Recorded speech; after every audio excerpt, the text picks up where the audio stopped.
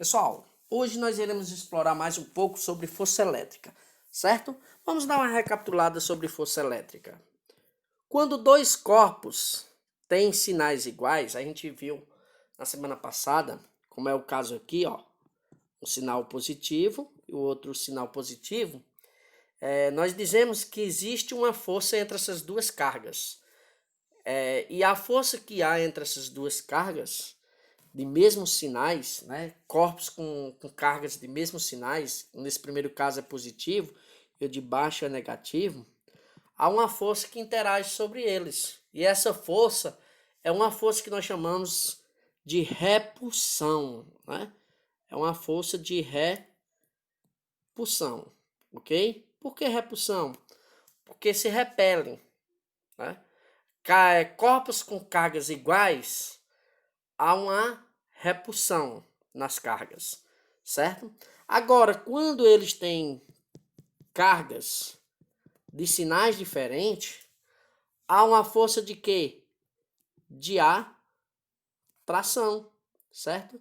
Então a gente aprendeu na semana passada e está vendo novamente que quando dois corpos têm sinais diferentes, há uma força de atração.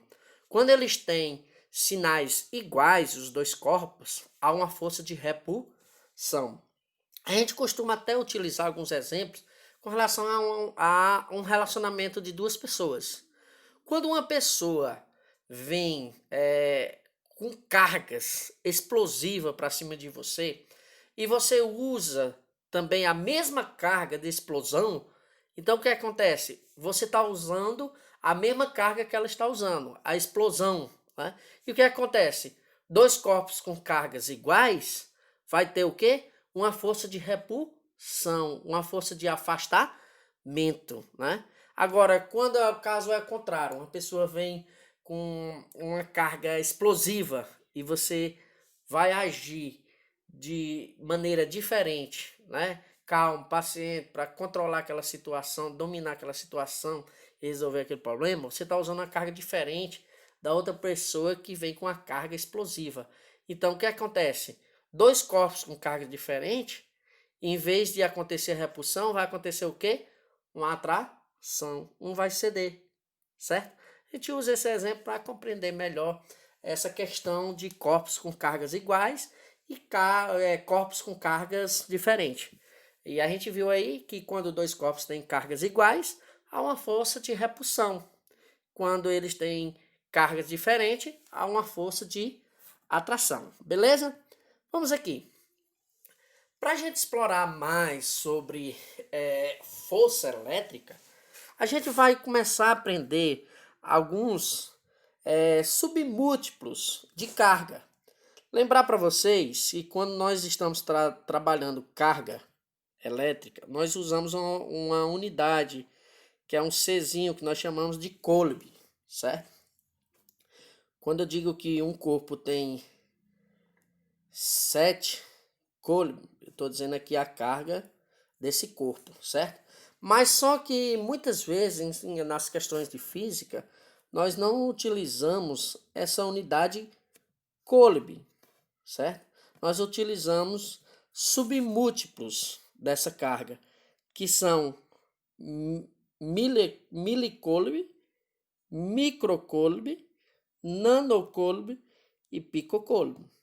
E da agora em diante, você precisa entender que um milicoulomb corresponde a 10 elevado a menos 3 coulomb. E um microcoulomb corresponde a 10 elevado a menos 6 coulomb. E um nanocoulomb corresponde a 10 elevado a menos 9 coulomb. E um picocoulomb corresponde a 10 elevado a menos 12. Então, para você resolver as questões que irão surgir aí, você precisa entender esses submúltiplos de cargas elétricas, certo? Que são esses daqui, ó. Ok? Vamos adiante. Veja só. Ele diz aí, transforma os submúltiplos de carga em Coulomb. Ele disse 7 nanocoulomb, certo? 7 nanocoulombs. Quanto é que corresponde 7 nanocoulombs em coulomb? Lembrando, ó, ele usou aqui, ó, o submúltiplo nano. Vamos voltar aqui só para lembrar. Quanto é que corresponde um nano? Aqui, ó, um nano. Quanto é que corresponde um nanocoulomb? O nanocoulomb corresponde a quem? A 10 elevado a menos 9. Aí você vai fazer assim, ó. 7, vou pegar aqui a caneta. 7 vezes 10 elevado a menos 9. O que? Coulomb, certo? 7 nanocoulomb corresponde a 7 vezes 10 elevado a menos 9 coulomb. E agora? Ele quer 5 microcoulomb. Quanto é que corresponde um microcoulomb? A gente viu que um microcoulomb corresponde a 10 elevado a menos 6. Aí você vai colocar o 5 vezes 10 elevado a menos 6. O que? Coulomb. Então, 5 microcoulomb corresponde a 5 vezes 10 elevado a menos 6 coulomb. E quanto é que corresponde aqui, ó? 3 milicoulomb. Corresponde a 3 vezes 10 elevado a quanto? A menos 3 coulomb. Então, essa primeira parte é só para você transformar a carga elétrica que está em submúltiplos, né? Em cargas menores, em coulomb, certo? Então, só precisa você entender aquela parte, que 1 milicoulomb corresponde a 10 elevado a menos 3, 1 microcoulomb corresponde a 10 elevado a menos 6, o nanocoulomb corresponde a 10 elevado a menos 9 e 1 picocoulomb corresponde a 10 elevado a menos 12, certo? Vamos para o próximo exemplo. O próximo exemplo diz assim: uma esfera recebe, respectivamente, cargas iguais. Olha só, ele diz que as cargas são iguais. A primeira carga aqui, eu vou colocar aqui, ó, carga 1, corresponde a quanto? 3 microcoulomb. E a carga 2 corresponde a quanto?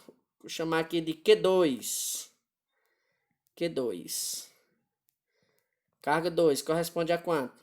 A menos 5 microcoulomb. Separados por uma distância de 5 metros, qual a força que atua sobre elas?